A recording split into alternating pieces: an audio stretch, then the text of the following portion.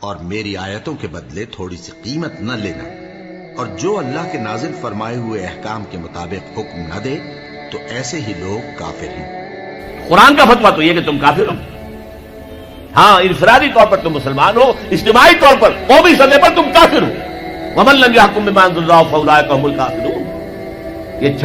یہ ساتواں رکوع ہے سورہ مائدہ کا، اور پھر فرمایا وَمَن لَّمْ يَحْكُم بِمَا أَنزَلَ اللَّهُ فَأُولَٰئِكَ هُمُ الظَّالِمُونَ۔ جو اللہ کے اتارے ہوئے قانون کے مطابق فیصلے نہیں کرتے وہی تو مشرک ہیں۔ اللہ کے حکم کو چھوڑ کے کسی اور کے حکم پر فیصلہ کر رہے ہو، اس سے بڑا شرک کیا ہوگا؟ اور تیسری مرتبہ فرمایا وَمَن لَّمْ يَحْكُم بِمَا أَنزَلَ اللَّهُ فَأُولَٰئِكَ هُمُ الْفَاسِقُونَ۔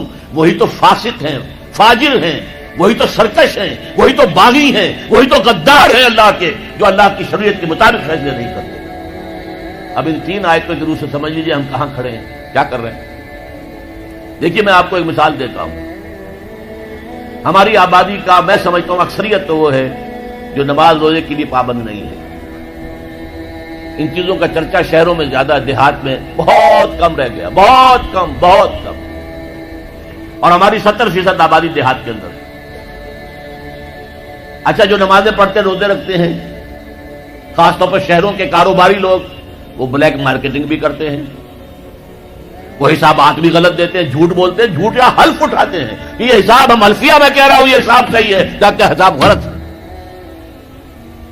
سودی کاروبار کرتے ہیں، اپنے کاروبار کو بڑھانے کے لیے سود کا قرضہ لیا ہے، سودی قرضہ لیا بینک سے، اپنی بلڈنگ بنانے کے لیے بہت بڑی قرضہ لیا ہے بینک سے، تو ان کی عبادت کیا ہوئی؟ وہ اس آیت کے ذہن میں آ گئے کہ نہیں؟ افتؤمنون ببعض الکتاب وتکفرون ببعض فما جزاء من يفعل ذلك منكم الا خزي في الحياة الدنيا ويوم القيامة يردون الى اشد العذاب وما الله بغافل عما تعملون۔ لیکن میں ان کو بھی چھوڑتا ہوں۔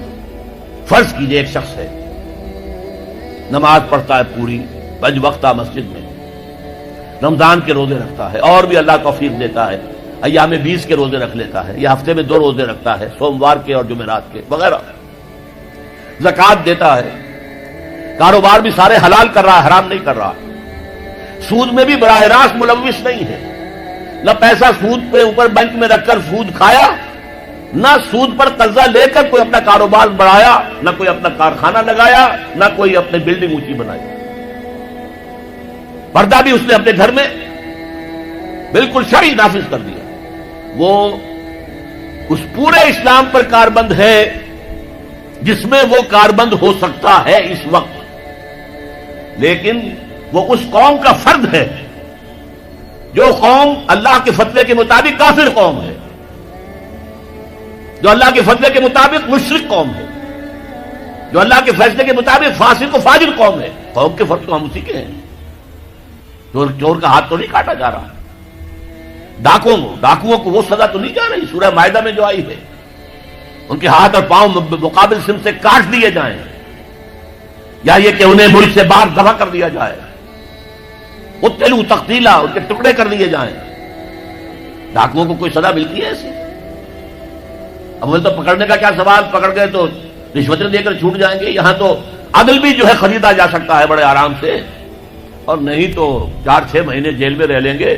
وہاں بھی ان کا بڑا راج ہوتا ہے، جو ڈاکو ہوں ان کی تو ہیبت ہوتی ہے، جیل کے صدری خود ان سے ڈرتے ہیں، ساری چیزیں حرام ان کے پاس وہاں بھی پہنچتی ہیں، جیل کے اندر نکل آئیں گے۔ اللہ اللہ خیر اللہ، کہیں شرعی سزا دی گئی کسی ڈاکو کو یہاں؟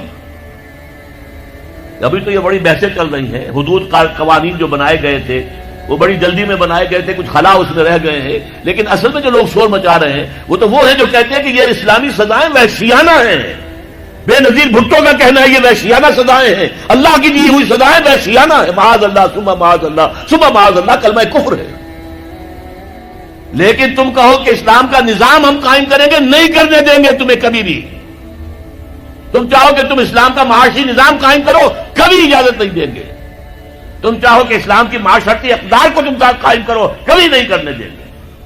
یہ ہے اس وقت جو ہمارے ساتھ پیش آ رہا ہے معاملہ، پورا مغرب اس پر اڑا ہوا ہے، اسلامی نظام کہیں نہیں آنے دیں گے۔